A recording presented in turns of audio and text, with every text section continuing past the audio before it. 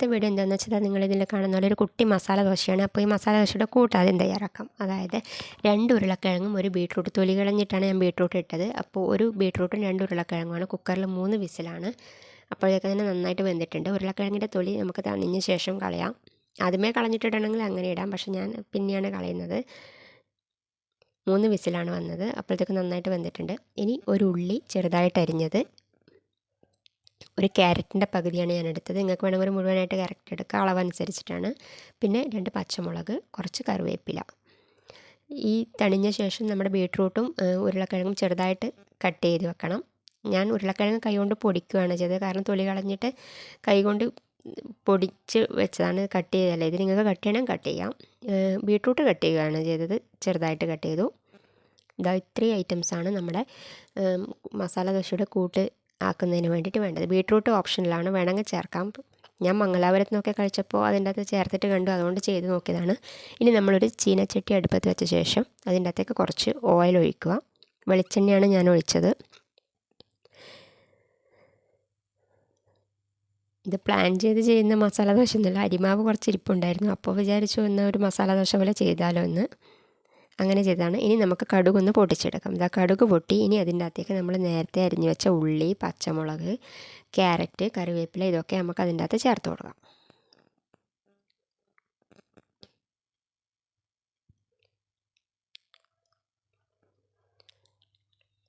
ഇനി കുറച്ച് ഉപ്പും കൂടി ഇട്ടാൽ പെട്ടെന്ന് വഴണ്ട് കിട്ടും, അതിനാണ് ഉപ്പ് ചേർത്തത്. ഉപ്പ് നമുക്ക് പിന്നെ അതിന് ശേഷം ഉരുളക്കിഴങ്ങും ബീട്രൂട്ടും ഒക്കെ ഇട്ട ശേഷം ഒരിക്കലും കൂടി ഉപ്പ് നോക്കണം കറക്റ്റാണോ എന്ന്.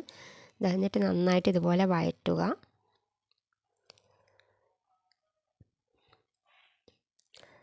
ഇനി നമുക്ക് ഇതിൻ്റെ അകത്ത് കുറച്ച് മഞ്ഞൾപ്പൊടിയും കുറച്ച് എരിവുള്ള മുളക് പൊടിയും ചേർത്ത് കൊടുക്കാം.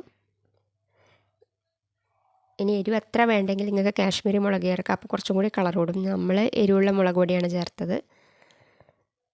എന്നിട്ട് ഇത് നന്നായിട്ട് അതിൻ്റെ പച്ചമണം മാറുന്നത്ര വരെ വഴറ്റുക.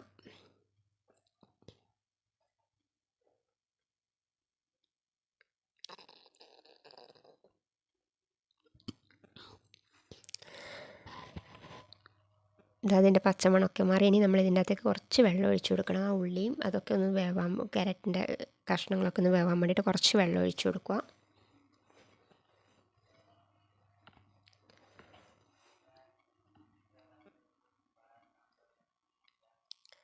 ഇപ്പോൾ ഏകദേശം എന്താ വെന്തിട്ടുണ്ട്. ഇനി നമുക്കതിൻ്റെ അകത്തേക്ക് നേരത്തെ കട്ട് ചെയ്ത് വെച്ച ആ ബീട്രൂട്ടിൻ്റെ കഷ്ണവും ആ ഉരുളക്കിഴങ്ങും കൂടി അതിൻ്റെ അകത്തേക്ക് ചേർത്ത് കൊടുക്കണം.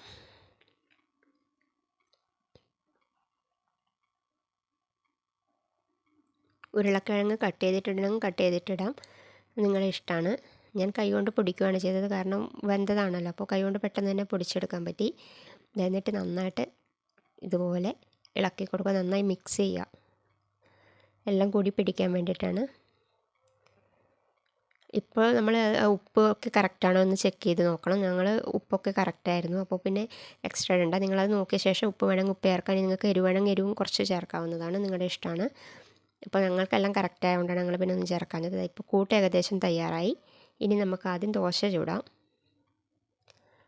രാവിലത്തെ മാവ് ഇരിക്കുന്നുണ്ടായിരുന്നു, അപ്പോൾ പിന്നെ വിചാരിച്ചതായാലും ഒന്ന് ചെയ്യാമെന്ന് വെച്ച് ട്രൈ ചെയ്യുന്നതാണ്. ഇതാ ഒരു നോൺ സ്റ്റിക്കിൻ്റെ ഒരു ദോശക്കല്ലാണ്, അതിൻ്റെ അകത്തേക്ക് വെച്ചതാ ദോശ ഇതുപോലെ.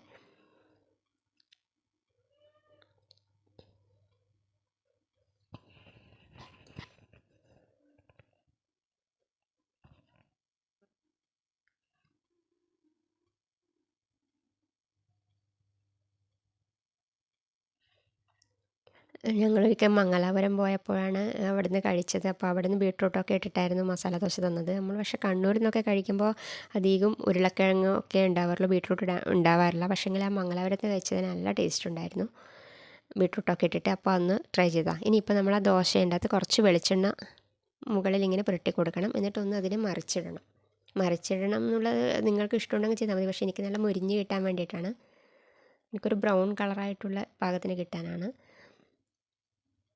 ഇത് മറിച്ചിട്ടു. എന്നിട്ട് ഇനി നമ്മൾ അതിൻ്റെ അകത്തേക്ക് നമുക്ക് ആ കൂട്ട് നേരത്തെ തയ്യാറാക്കി വെച്ച കൂട്ട് തന്നെ ഒരു പാത്രത്തിലേക്ക് മാറ്റിയായിരുന്നു. ഇതാ ആ കൂട്ട് അതിൻ്റെ നടുവിൽ ഇങ്ങനെ ഇട്ട് കൊടുക്കുക.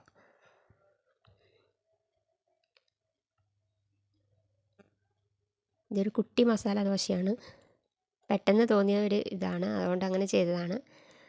ഇതാ അതിൻ്റെ അകത്തേക്ക് ഇട്ട് കൊടുത്ത ശേഷം ഇതാ ഒരു സൈഡ് എടുത്ത് ഇങ്ങനെ വയ്ക്കുക.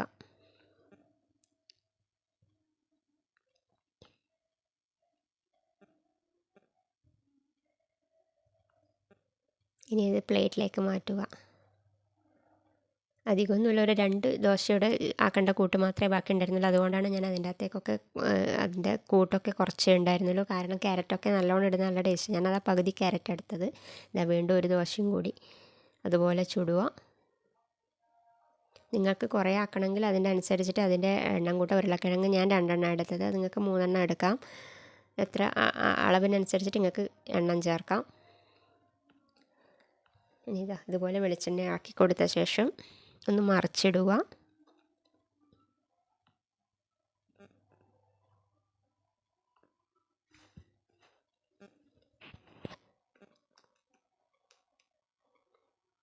വീണ്ടും ബാലൻസുള്ള കൂട്ട് കുറച്ചും കൂടി അതിൻ്റെ അകത്തേക്ക് ചേർത്ത് കൊടുക്കുക.